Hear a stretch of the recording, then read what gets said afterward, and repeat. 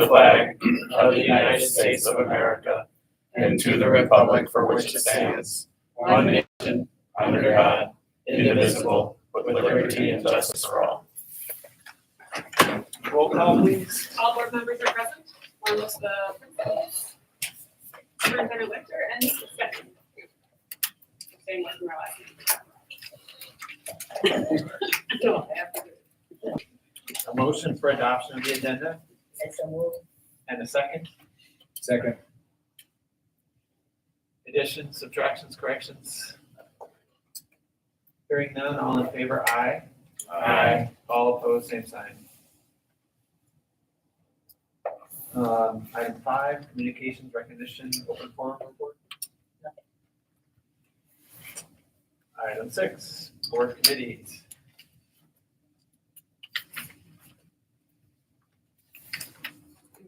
Want me to start? Yeah. Becky and I met with the DAC committee, last the 4th. We talked about winter activities. Numbers seem to be pretty consistent as they were in the past. We're talking more about the e-ticket versus cash. Some school or neighboring school districts are going 100% into the e-ticketing. This year we Melrose are going to be doing both. So if they want to pay cash, they can pay cash, or they can do e-ticketing. Talked a little bit about school prior, like we normally do. We talked about the band. Questions came up as to the frequency. Band playing for the basketball games. Jonathan had relayed on that it was going to be 5 and 5, 5 for girl game and 5 for the boys game. And this is an ongoing number that they've been doing. Which then led into, we talked a little bit more in depth about the booming enrollment of our girls wrestling. Back then we were talking 13 girls that were out for wrestling. We had 17 swimmers, and then it was also, I didn't catch what the boys wrestling was, but then it kind of went back to the girls. So now Robbie had informed me that we went from 13 to 17, so we're still growing girl wrestlers, which is good. One thing I was not aware of, and maybe some of you guys were, that we do have club wrestling over in Sauk Center that Melrose is part of. They call it the center mates. Little kid wrestling. So, and then Jonathan kind of explained some of the philosophies and the mission and the vision and all that, which is good. Last we talked a little bit about the 2 changes that came about, one being the bookkeeping change with the away games, and then also the traveling basketball where we're running them underneath the community ed for liability purposes. Anything I missed? Questions? I guess he did say that we went to gold band for ticketing, and it works a lot better than the old ticketing system. But there's a $1 fee for every ticket. So works better, but the fee is higher. And it doesn't matter. If you buy 5 tickets, then you pay $5 as a fee. So Is that for everything, like plays, anything? Yep. Which is somewhat interesting because Sauk Center, I'll use as an example, they charge more to pay cash versus e-ticketing. And I think that's kind of, they're trying to get people to go more with the ticketing. They'll charge $7 for a ticket, but if you pay cash, it's $10. Do we absorb the $1 or do we pass it on? no, we pass it on. Yeah. So they're charging more so that you get people to not pay cash. The idea that they'd eventually get away from, and they wouldn't have ticket takers. You still gotta check it. Yeah. Still got to have ticket takers to zoom the ticket. I think it's just the likelihood of having cash. Have we ever had an issue having cash? We have some of the school bell. So, And I did use the gold band for the musical. It did work really nice. Because I know we've heard from people about, charging more because their kids came in and had cash and they realized it was going to cost them that much more. And that Correct, was an not issue. here. Not No, here. it was Yeah. not here, but Yes, because like, say, in the neighboring district, Yes. students is 5, but at the time it's still 10 then Yeah. for them. So that was twice as much. right. Yep, if you didn't buy it online. At least that's what it was for football. So you hand your daughter 20, and she had to borrow 5 to how many people to get in, and you got no change back? Seriously, that's what happened. Were you expecting change? No, not really, but So that was about all.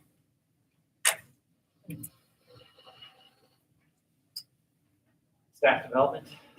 High school, middle school, staff development met. They talked about the January 26th workshop, which is a grading workshop for teachers, but the paras will come in and meet with the teachers that they work with in the morning. And then they're also gonna do some MTSS training, some ESL training, some technology training. So they have a lot of things already planned for that. Talked about the last workshop where they offered, like, you know, I don't know, was there 6 workshops or something, and they could pick 3, and they really liked that. And they were discussing all the things they had learned and how they shared with each other, and, oh, didn't know we could do that or that. And so they said that went over really well. So I think they'll use that format again. Were the workshops presented by staff? Our Yeah. own staff that we knew that were doing great things in the classroom, they volunteered to present on certain things. And all the teachers were very impressed. Oh, I didn't know we could do that. Now I've tried this and it really works well. And so it was great. Just what you wanted to do.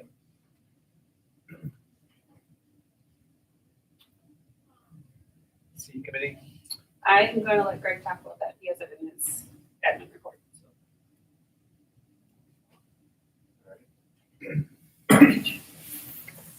Moving on to administrative report. I have one question on committees.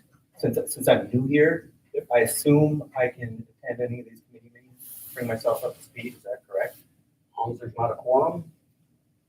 Okay. They're not open meetings or closed?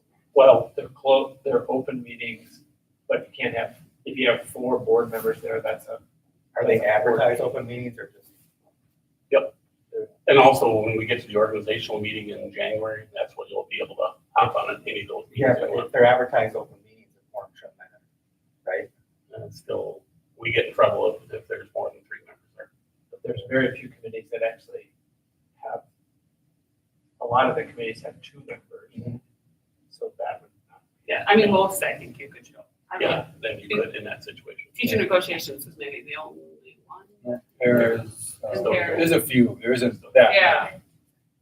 Most of them, though, you could definitely show up at, learn about any of them. And Greg would know. You'll get put on committees. Yeah, just wait till first week of January. And there aren't many meetings between now and January. None. One tomorrow.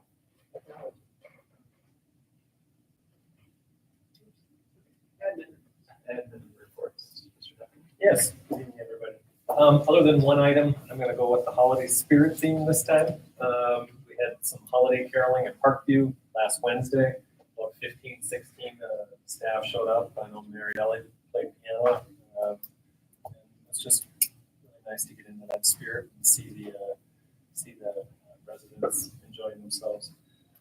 We had decked the halls yesterday. If you'll get 2 minutes, take a walk through the donut of the senior hallways. The seniors evidently were the victors. That was voted on today. I don't know if it was because they're seniors or if it was because it was the best job done. You be the judge. The holidays fundraiser this year was for Colt Maggard, and special thanks to Sarah Engelmeyer and Student Council, and as well as Josh Kozat and his foods classes. Between them and staff and students that were part of this, over $2,000 were raised for the family, for Colt and his family. So I thought that was pretty big. So family is coming in tomorrow for that. So that'll be neat. We've got a financial aid night coming. Ms. Sawyer is going to be working with that. That's Wednesday, January 17th. That'll take place in the high school auditorium, Marriott Auditorium. And then finally, if you're able to make it, the school holiday party is Wednesday from 3:45 to 5:45. If you're able to, we'll see you there. Yeah, good evening, everyone. The middle school student council has also been pretty active We have a holiday, decorations down the middle school hallway as well, with students' names on them, and snowflakes and stuff like that. The middle school student council is also in the process of creating banners for signage, Dutchman Pride and stuff like that, down the middle school hallway, there's all the spaces above the lockers that we're in the process of filling, with some middle school philosophies and character building things. We're excited to get that going. Tonight, and I'll be leaving here in a little bit to attend the first choir concert for Miss Shad. We're excited. That's at 7 o'clock tonight with middle school and high school choir. And just to elaborate on Randy's comment a little bit, just update, because I run the girls' side of the wrestling program. We're very excited about our numbers and the success that our girls have had. We were up at a tournament in Bemidji. We left at 5, got back at 11. There were over 250 girls there, and our team took third behind Bemidji and St. Michael. So, and I was not even close to having a full team of scoring girls. So we had girls, multiple girls weighing at the same weight, because we're not spread out that far yet, and our girls competed very well. So it's exciting to see, within Austin Stock Center, that's becoming a successful thing. So Not to go, just not to have comparisons, but how many is on the boys?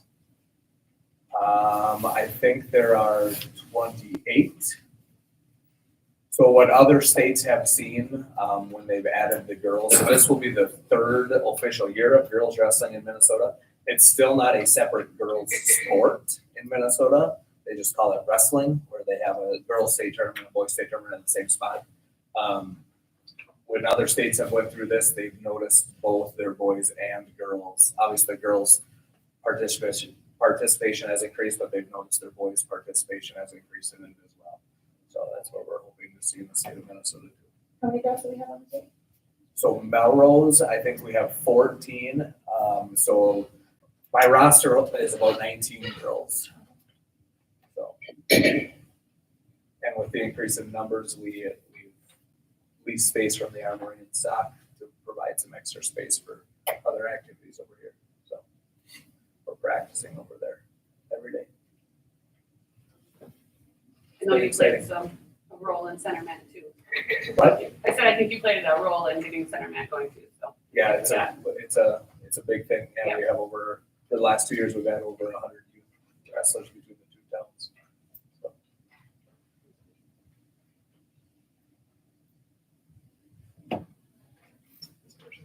Yes, good evening. In the report, I just updated that continuing to focus on our PBIS school-wide, which is our positive behavior intervention and supports, which is kind of our discipline program, coming from the positive side. This year, we've really been focusing with our staff and even bus drivers and food service. We've just really focused on the fix-it tickets, meaning we take the moment, it's a teachable moment to reteach the expectation that didn't happen. And what is the replacement behavior we want you to do instead of, there was a lot of folks jumping to the office discipline referrals, and we needed to make sure we're doing that first step of reteaching. And because of that, we are seeing a decrease in the office discipline referrals. Of course, this fall, we saw an increase in our fix-it tickets because we were trying to reteach them, but that's dropped now too in December. So we are seeing some nice results of that, trying to focus on the reteaching. Grades 4 or 5 are excited. They're going on their field trip on Wednesday, going skiing. That's nice weather. They're making enough snow so they can ski, I guess, but it's better than canceling like we've had to do in the past. So we're glad about that they can go, and so they're looking forward to doing that on Wednesday. I did share the links of the Christmas programs from preschool and also from the elementary. Again, they're recorded. We're sharing them with our families so they can share them with family and grandpa and those type of people over the holidays. But if you get a chance, you can click on one of those in your reports and see one. Again, we really are thankful for our music program and all the work that Mrs. Pro did and the students and what a gift they shared with all of us. And then just the elementary staff and myself would just like to say Merry Christmas and we hope you have a great start in your new year also. Thank you. Just a good turnout for the elementary programs, huh? Yes, our Wednesday one, we were bursting in the scene, so we'll have to look at that. We had taken away the morning session, we might have to add that back. Do something a little bit different, but it was a wonderful attendance and we had great feedback from parents and grandparents, so. Gave a report, she's also the head of Compass, which is kind of the umbrella that oversees MTSS, and she just talked about the development and the advancement of MTSS in the state of Minnesota. Our principals had talked about this at an earlier session. We are in very good shape in regards to MTSS and really much ahead of a lot of districts around us in terms of the implementation of the MTSS model. Back up first, so the MTSS means. Yep, multi-tiered system of supports. It's just a way that when you take a look at the 3 tiers of students and achievement, building different ways and different approaches to deal with those different tiers. I spoke at it at length on the radio last Friday, which is now on our website. It's just really different ways to track progress academic achievement. It goes all the way from interventions within the classroom, and it goes all the way down to, I've seen it in the middle school where they're helping students just organize their lockers. You know, maybe part of your academic achievement is just you're not real organized, so they just work with students even to organize lockers. So there's a lot of different functions and initiatives that you can do under MTSS to give all those students an opportunity for academic achievement. Sorry to interrupt. No, that's fine. During the business component of the C meeting, there's a presenter, then the business component. They talked about the ad hoc committee of rebranding of C. If you remember schools, C stands for Schools for Equity in Education. Brad Lundell, who some of you have met over the years, is retiring this year. So they're just kind of taking a look at this rebranding the organization of C, focusing on some of the other different components. They want to stick with the equalization component of funding for schools. And during the course of the ad hoc committee, which I was part of, we came up with a possibly new name for the C committee, Schools Advocating for Fair Funding. So that's something that will continue to go to the next general session for discussion and possible approval. So, do you know how many schools dropped out of C? Yes, there were, well, there was 4 total that haven't paid, 2 of which may have dropped out. One of the bigger ones was Anoka Hennepin, so that was a huge chunk of funding. And it's 2, for whatever reason, we don't think they've dropped out. And when I say this, there have been people contacting them. One school mistakenly sent their check to MASA. So they've been working with the superintendent thing to get the check back and cash and get the money back. And one, it's just, they've had some transition lately, and it's just hard getting to the point of someone to cut the check, I guess. Once again, They were talking about I'm not trying on to get that- more schools yeah. involved. I'm not on that committee, so I just hear things. But with Anoka Hennepin dropping out, that was a significant chunk of money. Because as we're well aware of, our dues that we pay to C are based upon student enrollment. So that would be a huge chunk that got knocked out. The second presenter I had seen before, and it's been a couple years since I'd seen him, Dr. William Doherty. He is a professor from the Department of Family Social Science at U of M. He gave a very informative information and presentation, which he titled Managing Difficult Conversations in a Polarized Time. And I think it's something that we all recognize that exists. And he works within the even umbrella of a bigger organization called Braver Angels.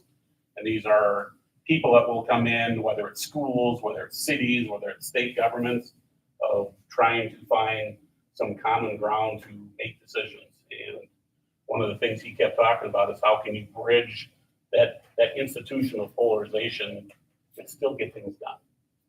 Because a lot of things aren't getting done. So very, very good. I had a chance to talk with him after he left, a little bit more on the hallway.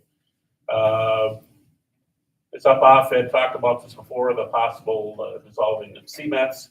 Mr. Schulzenberger, our tech coordinator, him and I keep talking about how do we replace some of those services and supports from CMETs. The service component is really easy because Arvig here in town is who provided the internet services for all the CMET schools. Some of the services, we do think we have the capacity to write the grants and do other things, supports within the district. So we're in pretty good shape for that, and I think it's pretty much inevitable at the January meeting, they're gonna call for a dissolution of CMETs. And one final thing, I did have a chance to see many of the parts of the Christmas program. Even without the weather, if you were there, you know, it's one of these things, you go there and you don't, sometimes you just have to say to yourself and realize that the enthusiasm of these students. I mean, they don't care if there's no snow on the ground. They're singing at the top of their lungs. They're just enjoying it. So I think there was a lot of reasons why a lot of people go. It's just it's a great event just to kind of put you in that Christmas mood. So it was a really fun thing to see. That's all I have.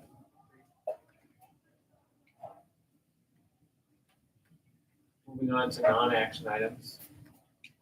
First being the 2024-25 school calendar. You'll see the calendar right in the agenda. This is pretty much a rollover from last year. Some of the components of that you'll see, and probably one of the biggest component is how the Christmas holiday break goes into next year. You know, this year, because of the way Christmas fell, we could take the Friday off and come back the following Tuesday. But we have to take the whole first week off and really the half a week, so it's a pretty long Christmas break, along with some of the other things that just fall in line with the calendar. This is something we've talked about before because we have a 185-day calendar. The way it looks right now, we wouldn't be done until June 6th of next year, of 2025. So this is the first broach of the calendar. It's out there. It's been on the agenda since last Friday on our website. I'll now put it out on our website as a draft calendar. I'll send it out to the unions. I'll send it out to staff development. And as we talk about this, as I deal with, we'll meet with LMC and talk with them about it, see if they have any in the professional development committee. It's just going to be one of those things we try to craft the best calendar we can. And sometimes there's going to be, you can't put everything in it. There's got to be decisions that to be made. So I'm hoping to have that by January. Of all the new laws that were passed this past legislative session, I guess they had a law in there that nobody knew about. You had to have your calendar done by February. There is no law. There is no deadline to have your calendar done. Oh, it was a past law? Yeah, it was a past law. No. They removed something we didn't know. They removed something that But I nobody never knew was- existed. Starting earlier than the 26th of August, that would only, if you're doing structure, you have to have something happen. You have to have a real reason for it, like doing construction. In the previous 3 years we did it, we were able to do it because Labor Day fell so late. There are other academic components that you could put in for, but it's one of those things where kind of it's a good thing that we don't have that reason to start early because we don't have a lot of the academic deficiencies that probably would fall under starting early. Christmas on Wednesday makes it a little tricky. Yes, it does. So, And you haven't gotten any vibes from the DE as far as how, because it seems like they vary in how strict or how lenient they are in that. the vibe I continue to get is they don't want school districts to start early. They don't want you to have a 4-day week there. I think there's still 4 districts in the state of Minnesota that have a 4-day week, and DE does not like that either. So those schools, like when we did the 3 years of early start, you have to do the application. So those schools have to continue to put the application for the 4-day week, and it may come a point in time where the MDE will deny that. State fair makes a lot of money, that's all I'll say about that.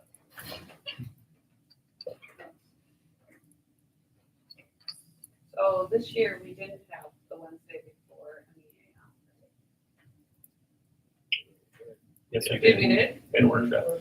The other really big thing that changes on it is that wrestling tournament, the Dutchman Invitational, usually falls on the first Friday of December. It doesn't next year. It falls on the Wednesday before Thanksgiving. That's why it got moved to that point. So this is winter sports, so we know they're. Yeah. So once again, this is, and I know everybody knows this is the starting point of the discussion of the calendar. These are the things that I know that I put into it, but there's a lot of things that I don't know as we share it out with the rest of the entities and the parents in the community. We'll find that information. The union has no input yet. They haven't had. I'll share it out with them tomorrow morning.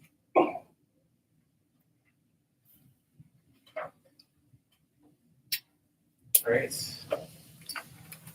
Any more discussion on this? It just seems really early.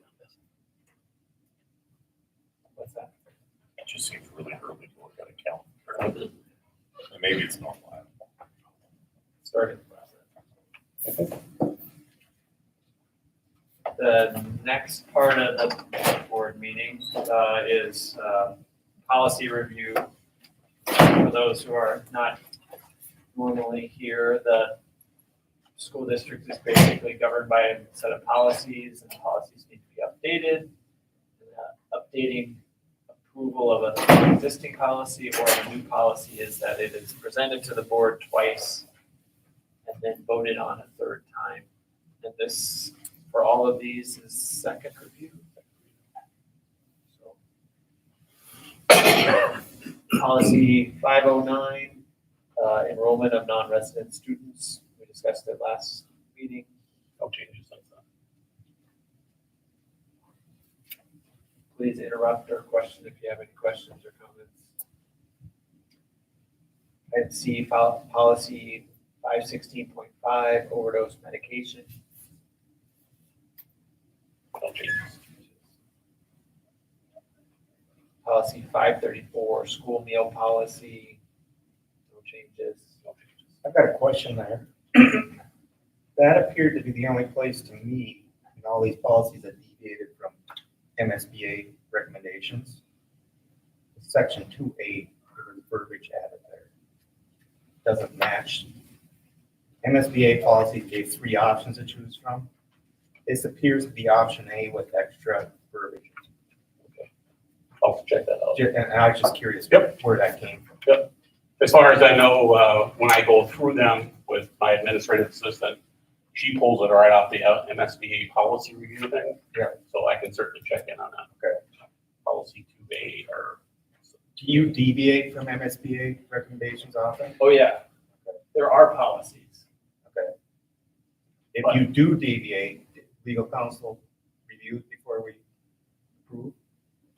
That would be a judgment. Yep. Right? Judgment, like how vulnerable. MSBA would give us some controversial options. issue would that be? Okay. MSBA will review after we deviate from their standards? Yeah. Okay. Well, we'd have to We'd have to ask them. ask her. Yeah. Yeah, but they'll do it, okay.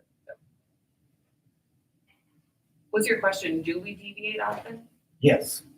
Do we deviate often? Very rare. Very rare. We can, I mean, you can make them out of. Yeah, But I don't feel like we deviate a lot, do we? But the meal thing has been something we've deviated Yes. before, because there was this, that policy has evolved a number of times. There used to be this was a whole lot more relevant before universal free meals, but if there was a deficit in somebody's account, what kind of, the kid would get fed, but what, would that be?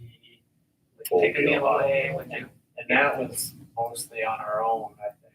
Previous to the when the state passed, well, it was previous to COVID, and of course during the pandemic, we got free lunches and breakfast, so that all kind of went away. So since then, now the state has come in and pick up the additional charge that the feds don't cover for lunch, so now it's free.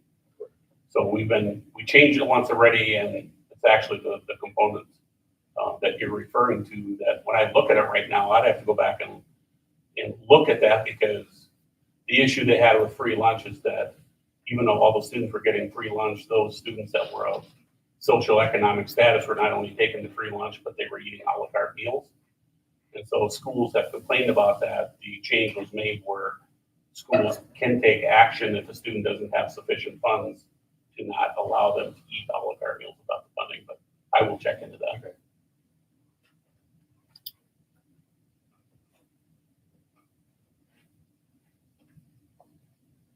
Any other questions regarding policy 534? Moving on to policy 602, organization of school calendar and school day. Topical. No changes. Questions or comments? Moving on to item 9, consent agenda. A motion to approve the consent agenda So moved. and a second. Highlights.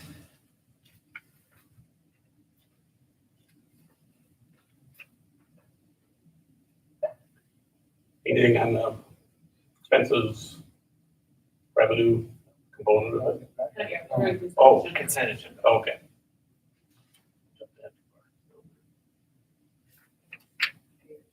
Hires. There we go. Hiring some coaches for the winter sports. Last time the board approved an additional coach for the boys basketball program. You see that individual there. Other than that, custodian was hired. For the first time, we are at fully staffed at custodian, which has been quite a while. And some dance team volunteers and a wrestling coach volunteer. Other than that, December's pretty quiet.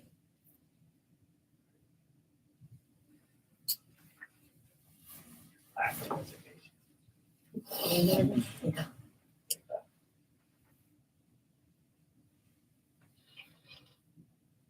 Any questions or comments regarding the consent agenda? Corrections? Hearing none, all in favor of approving the consent agenda as listed, aye. Aye. All opposed, same sign. Moving on to item 10, treasurer's report. Motion to approve the treasurer's report So moved. and a second. I'll second. Now we're back. Now we're there. The only major differences between this year and last year was some timing of some funds, revenues received from the state. But I've already looked at December just to see and it caught back up. So everything looks good, right in line. Nothing was-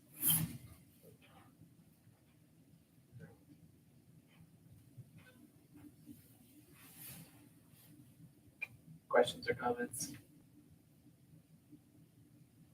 Hearing none, all in favor of approving the treasurer's report as listed? Aye. All opposed, same sign.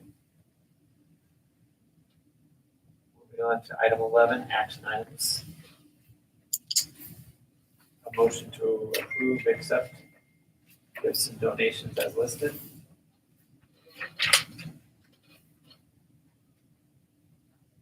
I so moved. Second.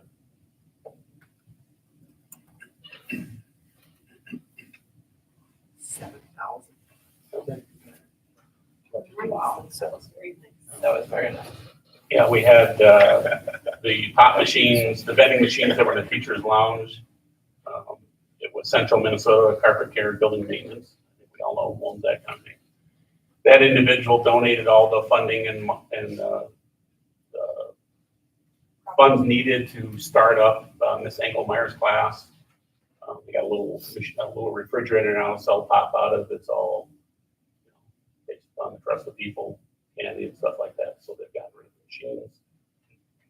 Nice donation from Stearns County Electric. Melrose Lines donated some emergency supplies for our nursing office, tourniquets and bandages. The Melrose Legion, $375 for our community at archery program. And an anonymous donation for wrestling warm-up. So great donations right before Christmas.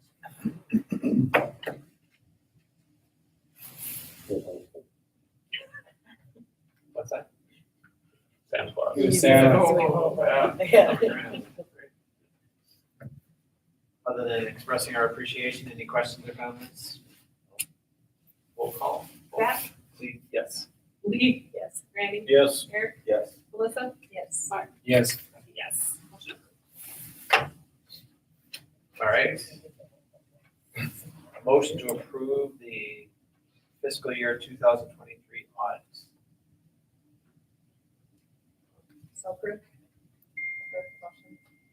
A second? Second. All right. Ashley Mager is here from Slender Winter to do the presentation. We have some spare seats over there.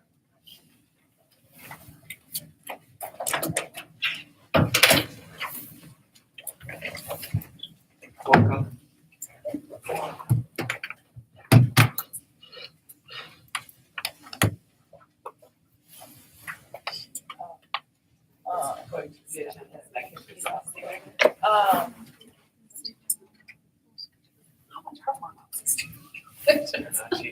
What are the warm-ups?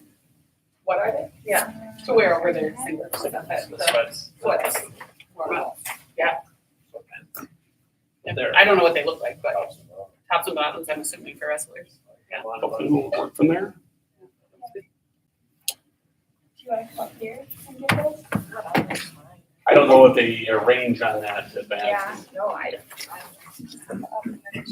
Okay. Your side. Okay.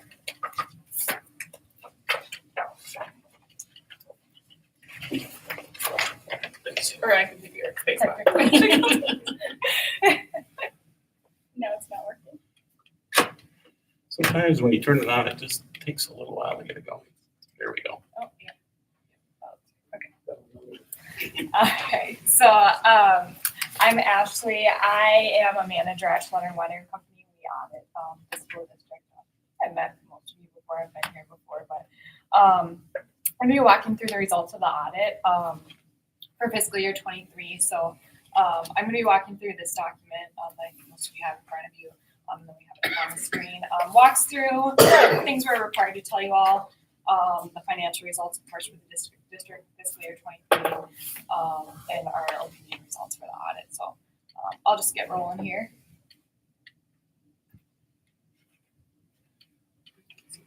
I was gonna say otherwise I can.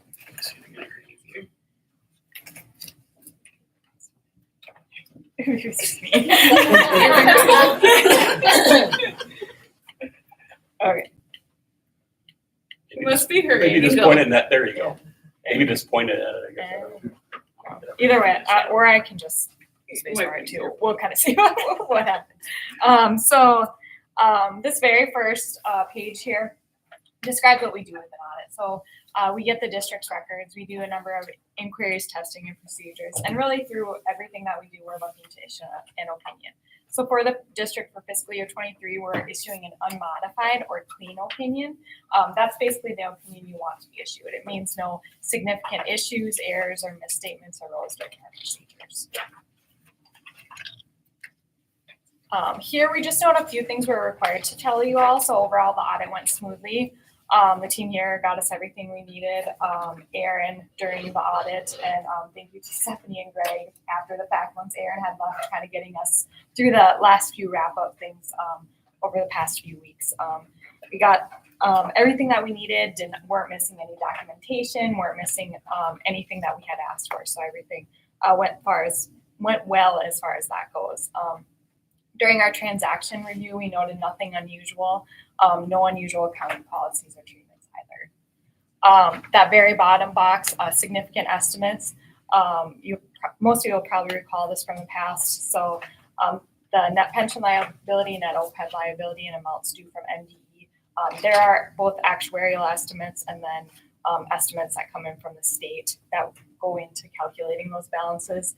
So we just note that in our report. That's no different than any other district in the state of Minnesota, or really any other governmental entity, and no different than in the past. That's nothing new for the district either.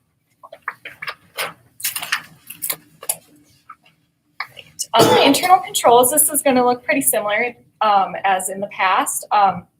We had a few audit adjustments that we did this year. Only one of those was material. The rest of them are really minor, mostly to revenues and receivables.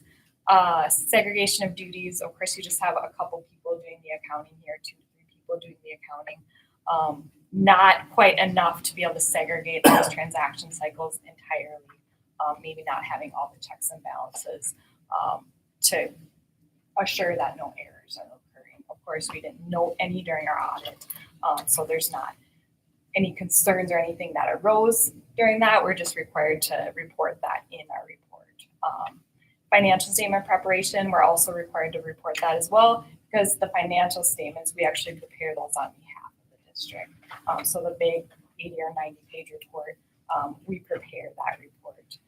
And then Stephanie and Greg did look it over prior to that. And then of course we are presenting all that information to you tonight as well. Minnesota legal compliance. So each year as part of our audit, we take a look at various areas of compliance with Minnesota statutes. So basically laws that the district needs to follow. We look at all the areas that are noted there. Look at contracts, depositories, claims and disbursements. And through all that, everything that we looked at, we had no findings. So no non-compliance, no concerns, everything checked out. We didn't have any issues with contracts or bids or quotes or things like that. So really all good news there. All right, single audit. So this year, as with the past few years, the district did have federal expenditures. So basically federal dollars start flowing through the district in excess of $750,000. So once that occurs, we have to do this federal program compliance audit. We call it a single audit. Basically doing a deeper dive into your federal expenditures and how those federal dollars are being spent. So this year we took a look at the Education Stabilization Fund. So that is ESSER. So your ESSER dollars that were flowing through the district in fiscal year 23. We took a look at how those were spent, were they in compliance with the guidance that was provided. Through our procedures, we had no findings. So we had no internal control findings, no compliance findings, and everything on the schedule of expenditures checked out. So we issued an unmodified or clean opinion over that as well. So really all good news there. Everything that we looked at checked out for that specific line of funding. And you looked at all of those ESSER accounts or 3 or 4? Yeah, so I think this past year there was like 4 different ESSER funding lines that are coming through. This covers all of those. So with the federal government. Does it seem like every ESSER had a different, you could do different things with different funds? Yes, that's exactly it. Yep, and they all, from the federal government's perspective, it's all one program. So all 4 of those lines, we would have looked at expenditures on all of them. So anything that was flowing through that was ESSER related. I don't think there's anything year related, maybe a little bit in fiscal year 23, but I think most of it was ESSER. But those are all under that Education Stabilization Fund. So we did look at. Yep. Have those funds pretty much been deleted now or exhausted? We're getting to the point at the end of the fiscal year. There's still some things we can spend money on. Is there a time frame where you have to? If it's by July 1st of 24, if I remember right. Sounds right, yeah. You got a plan to complete the account. So. Thank you. Sorry. Any other questions at all so far? Okay, so each year we throw this slide in there. This is your people units or your ADMs for fiscal year, well, the past 5 fiscal years. We throw this in there because a lot of your state aid is based on how many people units or ADMs that you have at the district. There's just a slight decrease from fiscal year 22 to 23. And that sat at 1,277 with the most recent numbers. So just a slight decrease, but back to kind of where you were at fiscal year 21. I'm not sure where you're looking, how things are looking for fiscal year 24, if you're seeing some increases. Okay, good. And that's always good to hear because, of course, a lot of your state funding is based on how many people units you have. So you definitely see more funding coming through typically if that's the case. Looking at the numbers, we'll start off with the general fund. So that had just a very, very small decrease in fund balance of $444. So just a small decrease, and you'll see that ending fund balance sat at just over $4.5 million. Really nice to see. I had a lot of districts that I work with, and we work with some charter schools too that had decreases in fund balance. So it was good to see you guys almost broke even. So that's always nice to see just a really small decrease there. We'll actually take a look at kind of more details of the numbers, revenues, expenditures over the next few slides here. So revenues for the general fund, overall, those increased about 495,000. So you'll see some fluctuations here. Other local increased, some of that investment earnings, so investments are starting to look better than they were the past couple of years. So investment earnings increased about 158,000 for the general fund. And then we saw there were some reimbursements from WCED for that renovation project for that building. And that was maybe about 58,000 because I think just some of that started in fiscal year 23. Other than that, not a ton of other fluctuations. Those were the main ones for other local. State sources, overall increase, you'll see quite a bit of that was special education aid. So that increased about 292,000, and that's state funding. And that can fluctuate depending on how many students you have enrolled, also your expenditures, what kind of expenditures you're seeing come through for special education. Federal sources, you'll see not a ton of fluctuation, and sales and other conversions of assets, just a slight increase there.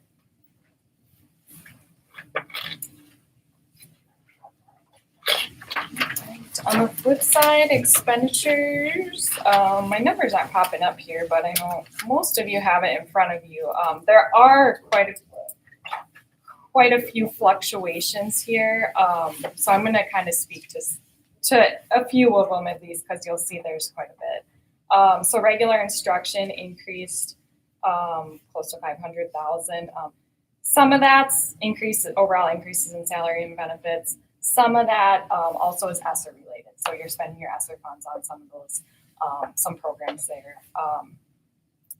Exceptional instruction, overall expenditures increase.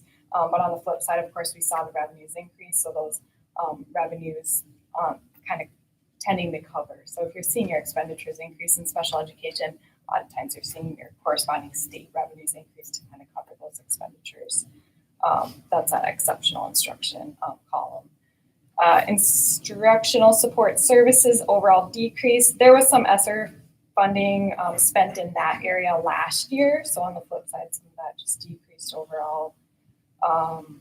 A lot of it honestly is fluctuations in ESSER spending. Sites and buildings, there was some ESSER spending done in there. Also just overall increases in utility costs. Most of us are kind of seeing across the board, of course. Some repair and maintenance, not a ton there. Capital outlay overall decrease. There was a copiers lease that went on the books in fiscal year 22. That's the main reason for the decrease. And then those two debt service columns. So a couple of financing arrangements were paid off in fiscal year 22. So those overall your debt expenditures for your general fund decreased. Overall expenditures for the general fund increased about 149,000. It's not a huge increase, but a lot of fluctuations between categories. So I kind of wanted to speak to some of that because it was kind of a little bit back and forth with some of them. So any questions at all on any of those expenditures?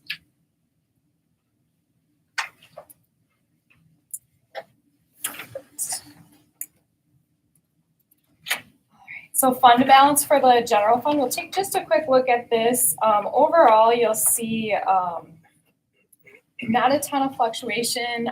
Unassigned decrease about 153,000, but you'll also see that your restrictions increase about 138,000, so kind of almost offsetting there. Assigned and non-spendable did change a ton.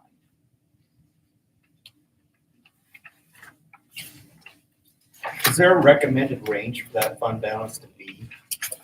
Yeah, actually, we'll probably take we'll take a look at that maybe on this next slide just a little bit. There is for unassigned. Your restrictions, that's usually money coming through from the state. Those you have to spend those on certain things. So let's say you have LTFM dollars come through from the state. Those have to be spent on certain things. Those are your restrictions. Unassigned, you obviously have a lot more leeway with. That can be spent on most school district related things.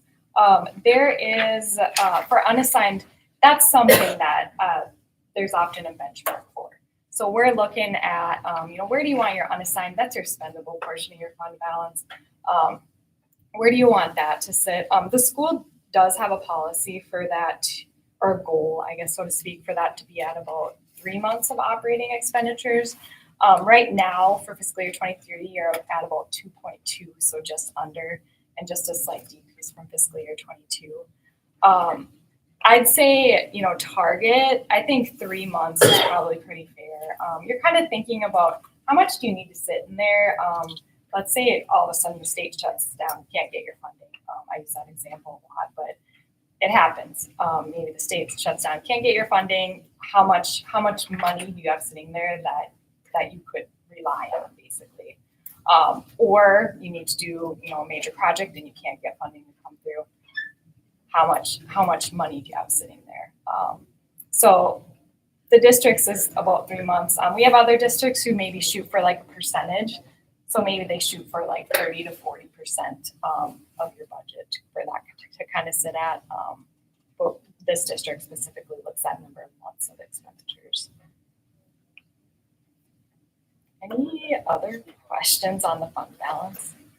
Is this comparable to other districts? Yeah, it is. It is. I've taken a look at some of my other districts, honestly, this year, and the fund balance here is pretty healthy, I would say.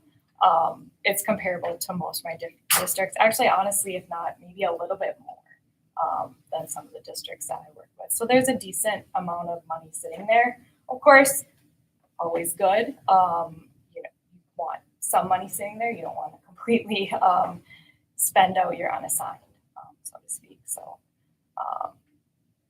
So yeah, I'd say it's comparable. It's just a little concerning. You look at your trend and you do have a slight Yeah, downward. it is a slight. And I realize that there's COVID in the midst of that and everything. There's a lot of situations. Yes, definitely. Yeah, there has been a slight, yes, downward trend, so to speak, for the past 5 years. This year, thankfully, the fund balance overall hardly changed. So that's helpful, of course. Ideally, we maybe see an increase in fund balance. It's difficult right now, obviously, with costs of what they are to kind of budget. You were sitting pretty well the district was sitting pretty well within the budget. I just think, I agree. It's a downward trend.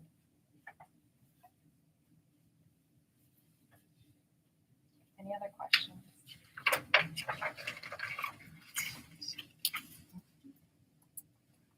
And then just cash for the general fund, just a slight decrease, and that's at just about 3.9 million at 6/30/23.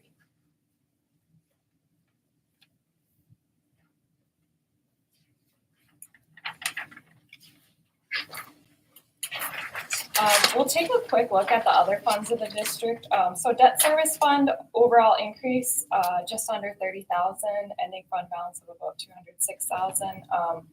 Similar activity to fiscal year 23. You have your property taxes and some state aid flowing in, and then of course your debt payments being made out of that fund.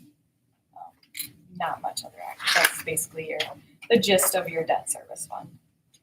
We have the next bond that's expiring in 25. I think. Yep. Yeah, we'll be setting out some bonds over the next couple of years. Yes, there's two. Actually, in a few slides, I'll speak to that too. Oh, No, that's okay. There's two that will in fiscal year 25, and then there's a couple. I think there's two others that will just beyond that. But yes, we will speak to that in just a minute. I'll keep quiet. No, that's okay. You're jumping ahead. You're ahead of the class here.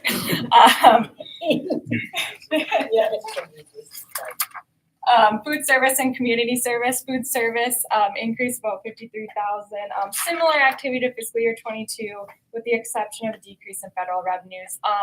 Fiscal year 22 was free meals for all students. Fiscal year 23 went back to kind of normal, so to speak, where you still had students paying for meals. I think fiscal year 24 is when the state's is kicking in, I believe, is when that starts.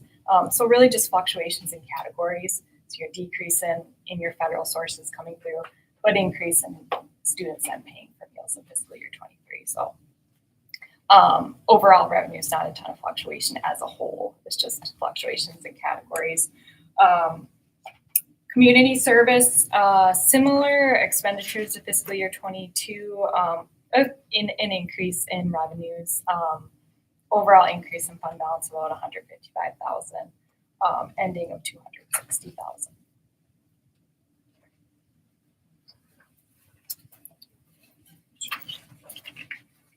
And cash for those funds that I just talked about, you'll see not a ton of fluctuation in cash for those funds, slight increases in all three.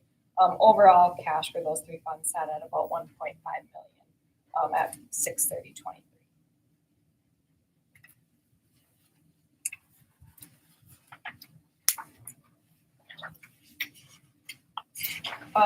Here we just note for the district as a whole, excluding those, I think I mentioned earlier, net pension liability balance. So that's your PDRA and TRA net pension liability. We exclude those from the lines noted here.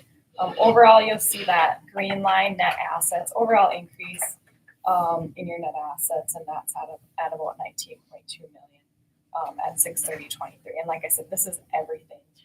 Of the district, all your capital assets, all your debt, everything would be included in those assets and liability lines.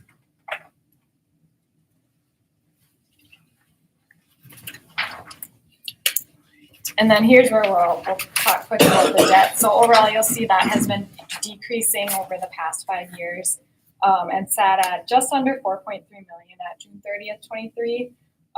Yes, so it's a 2010 bonds that will mature in fiscal year 25, and then the 2014 bonds. I think there's two 2010 bonds, 2010 A and 2010 B. And then 2014 bonds will mature in fiscal year 29, and then the 2016 in fiscal year 32. So yes, in fiscal year 25, you'll have a couple that will be officially paid off. Other than that, mostly bonds. There are a couple lease liabilities, and then compensated absences, but most of it is bonds.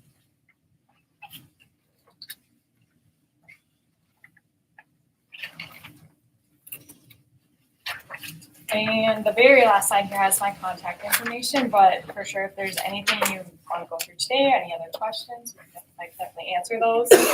Otherwise, email, call anytime if there's questions I'll get back to.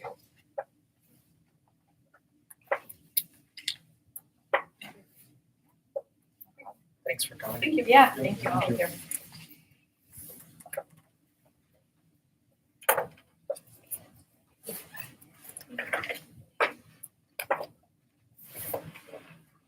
So voting on approving this, any questions or comments before we take a vote? I have one question for Ashley. Do you ever, as part of your auditing service, provide peer comparison, so to speak? We have, as far as like where other districts. Yes. Yes, we have. Is that an added cost? It would be, yeah. Okay. Yeah, because we have to know. Okay. If something in this district ever wants to do something, kind of get, we probably just make the cost estimate ahead of time as to what we want. We receive that at the city. It's interesting information, like your question, where do other cities stand? Well, I don't know how much money it's worth, but it's interesting. Do you know how much you paid? How much the city paid to get that? And it just comes with their audit. They, after you do their audit, they just provide. They've just done it for years, I'm guessing. Yes. They just continue to do it. Well, it started, I can't remember how many years ago. Yeah. And maybe, I don't know if it was, I think that's, I'm on the utility side now. Any other questions?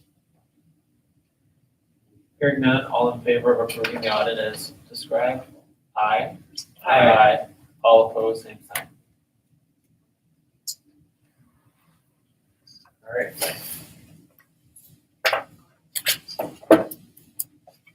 Next would be a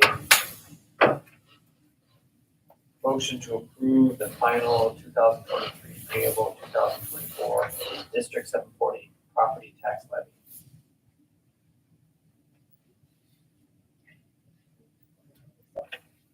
get this one filled in, it's no. Nope, just me. Yeah, You're- Becky's way ahead, yeah. She's adjourned already. The government class. That's your hour and you're done. Yeah.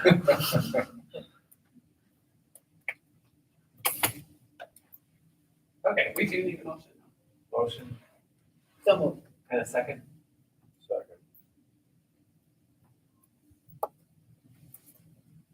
Want to give us some, Yep, if I remember, I believe it was in September, you passed a resolution to levy to the max. With the audit now in and with the information coming from the county, staff will give a presentation on what the impact of that will be. A lot of background information on truth and taxation. And if there are people in the audience, this is their opportunity to ask questions in regards to truth and taxation of the district.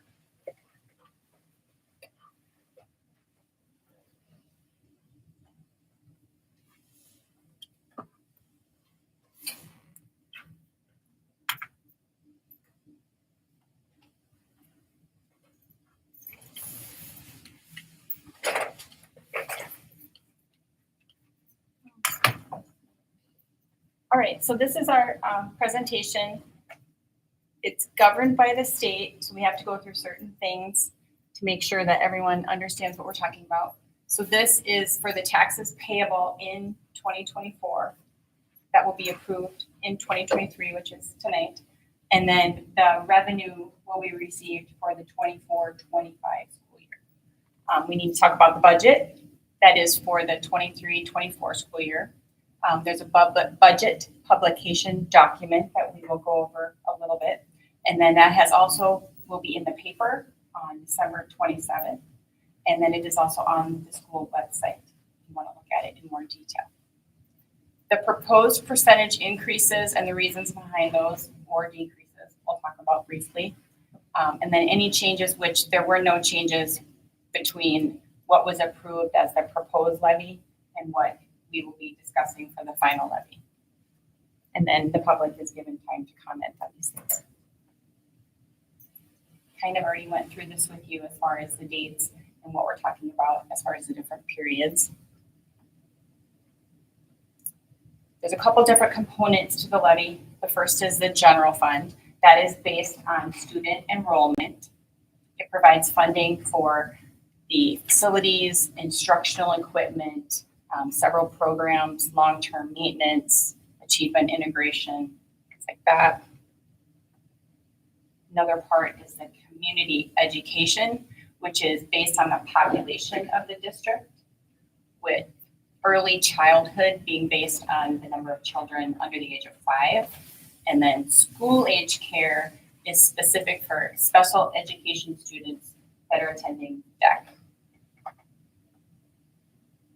Debt service is the next one. Ashley provided a lot of information on that. It's based on the annual schedules for when the debt will be paid. The annual levy is what is needed to pay the principal and the interest, and the state adds 5%, just to make sure that there's no potential for the debt not being repaid.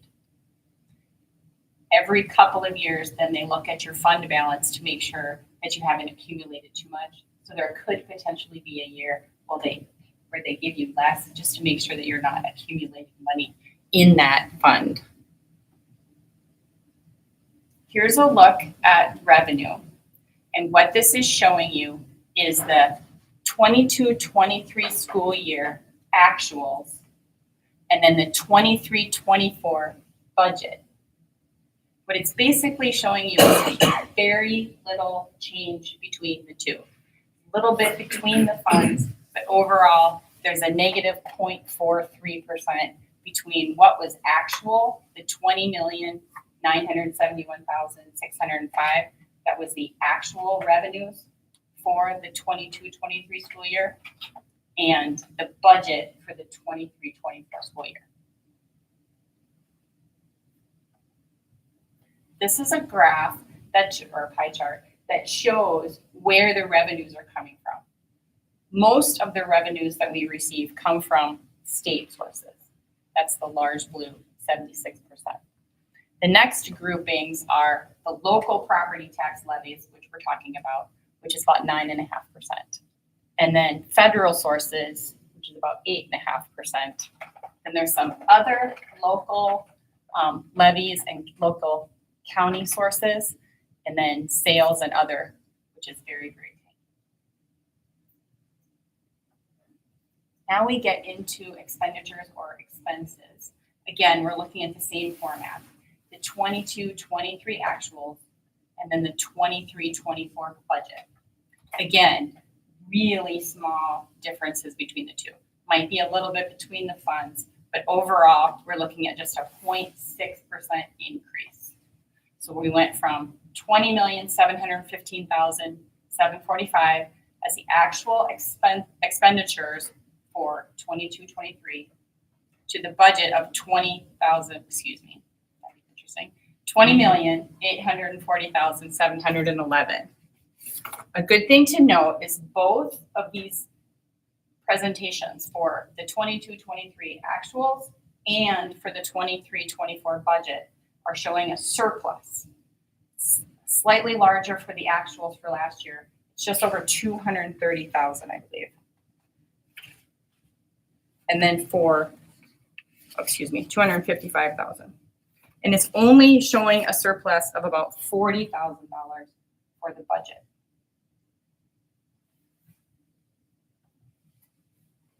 Here's a graph that shows you what the expenditures are for. Most of it is for salaries. Right here we show 54, almost 54.5% for salaries, and then 16% for benefits. So when you look at that in total, it's just almost 71% of all of our expenditures go for wages and benefits. The next group is purchase services. So this would be busing is probably the largest section of this. Any other services that are going to come in that are not educational or not instructional, Then we have 7.3%, which goes to supplies. And then we start getting into really, really small buckets. We do have capital expenditures, but that's even less. That's like right at 1% of the budget. Or these are the actuals for last school year.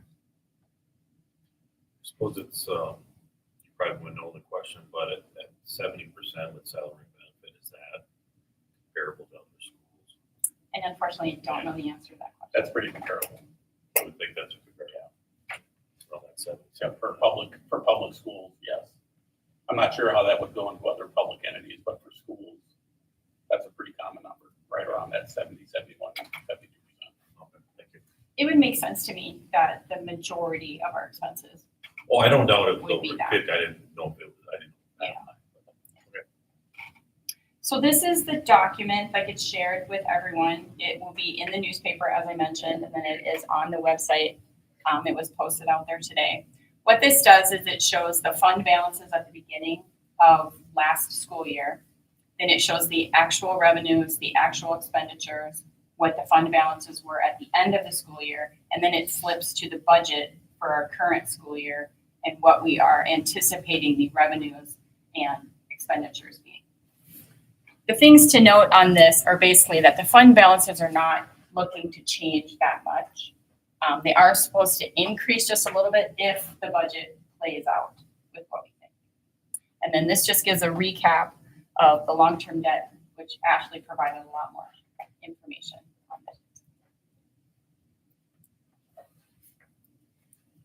So how will your taxes be spent? 68% to the general fund, 4% to community ed, 28% to debt service. This is very similar to last year. It's just a little bit of a flip between the general fund and debt service. I think debt service was 32% last year, and that also goes in line with what Ashley said about the debt coming down just a little bit.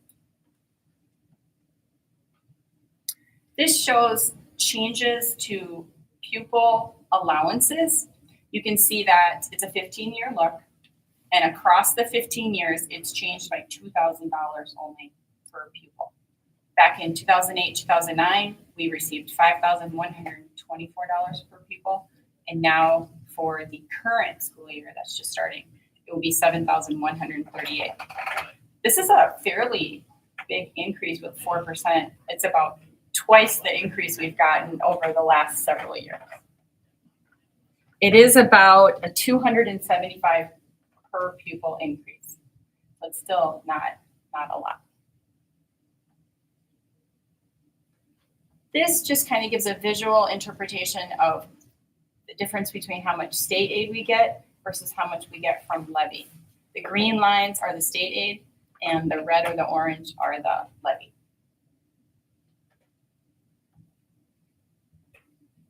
Overall, the levy that we are looking to approve for tonight will be $21,955 more than the one that we're just getting the funding for last year. It's a 0.81% increase. Okay, this gives a lot of information. It's basically how the state provides us with the levy information for all of the different components. I think the best thing to look at with this is some parts of the levy are voter determined and some parts of the levy are school board determined. For what we have right now, we have a referendum from before, but are we in the last year or we have 2 more years? But the levy referendum, Yeah. we just started year 1 on July 1st. Oh. Or no, I'm sorry. We will start the new levy July 1st of next year. Okay. We're in the So, last year of a 6-year levy right now. okay. So the referendum part is that very first line, which shows 23,000, and then there's an adjustment in here that takes a little bit of that away. The rest of it is all school board approved. This is just the general fund. So this has items in it for buildings, operating capital, safe schools, things like that. Then we get into the community services fund and the debt service fund. All of the items that fall under community education were school board decided, and the ones for the debt about 50-50, but most of the dollars were voter. What it comes down to is the total for the levy for the new one that we're looking at is $2,737,945. Of that, only $181,231 is voter determined.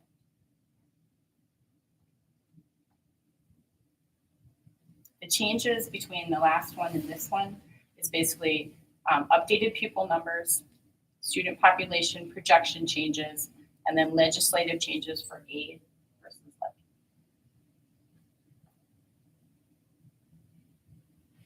This details how we get to what the property taxes are going to be.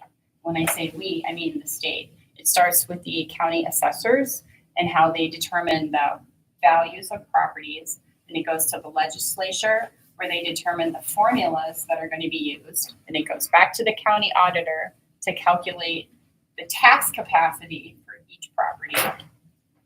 Goes to the legislature again to set the formulas that the school districts can use to determine their levies. Then it goes to the Department of Education where they set limits on what can be levied. Finally, it comes to us here. And it started back in September when you guys determined what the proposed levy was going to be. And then were there any changes, which there were not. And then tonight we are looking to get this approved and to finalize the levy. The next step will be after we finalize it, will be for it to go back to the county auditor to be actually divvied out. And then that's when, after that step is done, everyone will get their final statements for what their taxes will be for next year, for this year. Whoops, it jumped ahead on me. Oh, I don't know how to go backwards. Back arrow. Back arrow. Back arrow. Back arrow. Down to the bottom. Huh, went too fast. So everyone's pretty familiar with this. The highlighted box at the top is just showing if you have a homestead exemption. And then it goes through the county, the state property taxes, the city property taxes, and then the school district items. And so in this example, it shows voter approved levies in pink and then the other levies in green. And then that's how you get to the total of what your taxes are going to be. And of course, it shows you your actuals for 2023 and your proposed for 2024.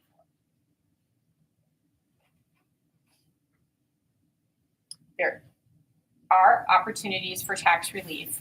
And if you go to this link, or you start with the Department of Revenue for the state of Minnesota, you can download forms and different things if needed to get relief from your property taxes, if you qualify. So in summation, we are looking at a $2.7 million levy.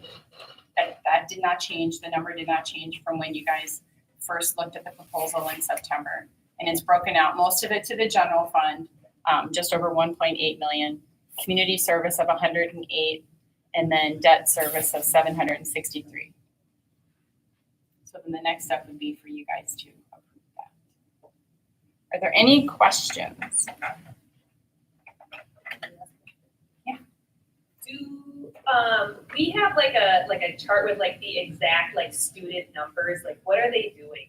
I thought maybe they Enrollment, you mean? Yeah, like, and even like as far as like, you know, in the last like 5 years, like we start off with this, we lost this many, because it's like when I sub, it seems like there's new kids walking the halls, especially with our like Hispanic, like, and so, you know, like, because to me, it seems like the majority is based off students that get reported to the state. So like, how do we have like that very detailed? Absolutely. And is that what they use to make these decisions? Yeah, we actually have a staff member in the district, Cheryl Anaking. Yeah, That is her sole purpose. yeah. So So that's what you guys will use then to make the decision. It's just, this is like based Well, on. we make budget projections in the spring, in March, based upon possible student enrollment. The fluctuation of students that you see now, we don't see that as a long-term trend, but it will help in the long term. We don't see this many, we got a lot of transitionary students coming through right now. It will help with our student population, but not that much in the long run. So we will, by the time we get to the spring, Is that the numbers? we'll be making projections. Thank you. We'll be making projections on the budget based upon those projections of student enrollment. The Greg just said now at like 1390. I'd have to look. We were at 1367. We've jumped up about 30 students within the last couple of weeks. I will meet with the principals on Thursday, and Cheryl Anaking updates that every month where the students fly in. So the 2023. That's a bigger jump than we've had in 5 years. Yes. Which you have to. Like seriously, when I'm in the hall, I'm like, who are all these? I'm like, are you new here? Yeah. Because it's crazy, and it's a lot of kids. And no, some of them will be around in a couple of weeks. Some of them won't be around in a couple of weeks. But you got to remember, the most important date for student enrollment is October 15th. That's when the state sets our funding for the year. So we'll get 90% of the funding that year. Then the state will recalculate over the course of the year. We'll get the other 10% back based upon our student enrollment. So when you see these big high jumps, Okay. doesn't necessarily mean we're going to get a huge infusion of money. It just levels it out over a period of time. Okay. But obviously what you want to have happen is you want to have just steady growth in your student population. If you have this huge amount of growth, which we're kind of seeing now, it kind of does overload us a little bit. And then I suppose do you use like birth records? Is that like Yes. like you're using all that? The initial projections come from community ed, from birth records and all those kinds. So what's our trend look like? You know? There's, right now, we're trying to gather some data because there's a dip in current 3-year-olds due to, we think, COVID stuff. But it's a steady, I mean, it's pretty steady.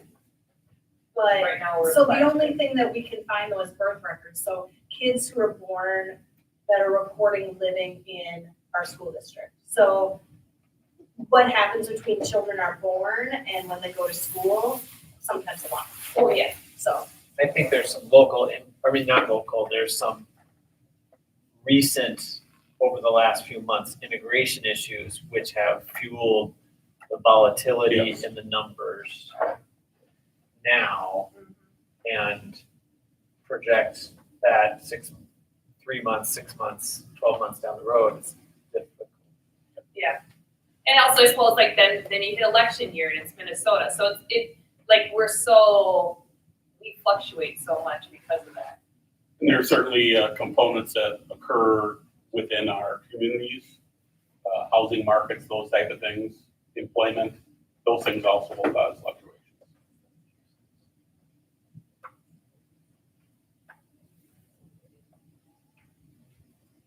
Any other questions? We're now on, like you said, step 6. We've done this tentative, and now we're kind of just doing the wrap up here. Yep. You have to vote and solidify that effort tonight. And this would hit the taxes for the community again. This is 2024 taxes, and then it's revenue for us for 24-25. A point This is 81 increase in taxes, What is it? 0.81. not even 1%. And there's 2 that are dropping off? Well, we're talking about 2 different things. Those are bond referendums that be dropping off. What you're setting tonight, and I don't want to get too far into this, we get student aid from the state, and then the state allows us to, as a district, tax property owners locally for all these other categories. So what we're saying tonight is, based upon the whole big picture of everything, based upon student aid, student population, fluctuations at the legislature, the district, all those things that are occurring right now, if we continue to set our levy to the max as proposed, it will cause a 0.81 increase in the property taxes of the school portion of the property taxes. Gotta make that very clear. People get their property taxes for the next year or whatever. Well, you live in this municipality, you live in this township, you live in this county. Those things, you might see big jumps, but in the school portion right now of that property tax increase, it would be 0.81. And do most districts tax to the? They will tax to the levy. You know, once again, if I would go back to the time of the Minnesota Miracle in 1972, you wouldn't see 3/4 of those categories. What's happened over a period of time, as student aid hasn't kept up with running the schools, the state said, well, you can now levy the property taxes in your local community for health and safety. You can level your local property taxes for unemployment. And over a period of time, all these taxes that the board has the ability to levy these taxes, it's grown. This is why we kept talking about, just in general, there's an inequitable system of taxes here that impacts our district as compared to districts in the metropolitan area. So I think you were talking about what's on the property tax statement. Yeah, I'm just, It's just broken apart into the 2 voter and school board, Right, but it all comes together to make up. right, the I 0.81%. understand that, but I was just saying, for this year, they'll see 3 things. But next year, they'll see 2, and the year after, they'll see 1. Additional taxes. Yes. Yes, that's what I meant. I understand they're different, I'm just saying, they're gonna see 3. And all that state And then we'll funding be is 2, and then still we'll the be 1. taxpayer money. What's that? As we all know, that big piece of the pie, the state funding, is still funding from taxpayers. Correct. It's just perception, it's navigating conversations. Anything else I can help you with?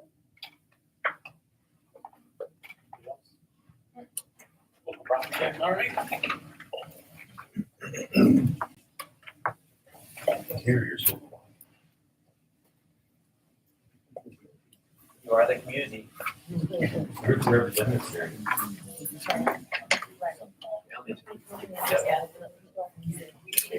All right. Yeah. Very well. We have to Any further questions or Make comments? sure you don't leave because I have some. Or I will. Thank you, nice presentation. Yes, good job. Hearing none, all in favor of the final 2023 payable 2024 District 740 property tax levy as just described? Aye. Aye. All opposed, same sign.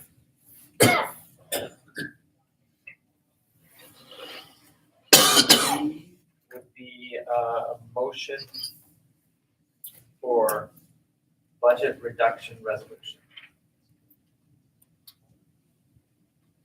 So move. And a second. A second. This is an annual. Annual resolution, if we find ourselves next spring in a situation where we have to do some cuts in our budget, we would have to pass this resolution in December. So every district has to do this. It's just a notation to the public and in the state that we've done this in order to cut budgets in the spring. We don't anticipate that happening this spring, but we still have to pass the resolution. Questions or comments? Hearing none, all in favor, aye. Aye. All opposed, same sign. Motion for adjournment, I so move. and a second. Second. Questions or comments? Hearing none, all in favor, aye. Aye. All opposed, same sign. I take